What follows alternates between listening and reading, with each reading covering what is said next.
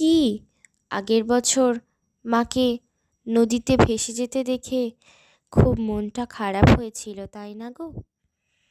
মন খারাপ করার কি আছে? এক বছর পুজোর শেষ মানে পরের বছর পুজোর এক নতুন করে সূচনা, নতুন করে দিন গোনা। এই বছর বাঙালির দুর্গাপুজোর ইতিহাসে প্রথমবার সপ্তমী 2 দিন।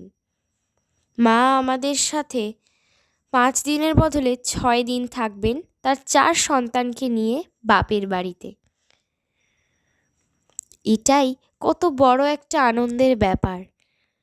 মা আসছেন আর মাত্র 240 দিনের মধ্যে। শুভ শারদীয়ার নতুন করে সূচনা 2026 সালের জন্য। কি বাঙালিরা, তৈরি হচ্ছ তো দুর্গাপুজোর জন্য নতুন করে?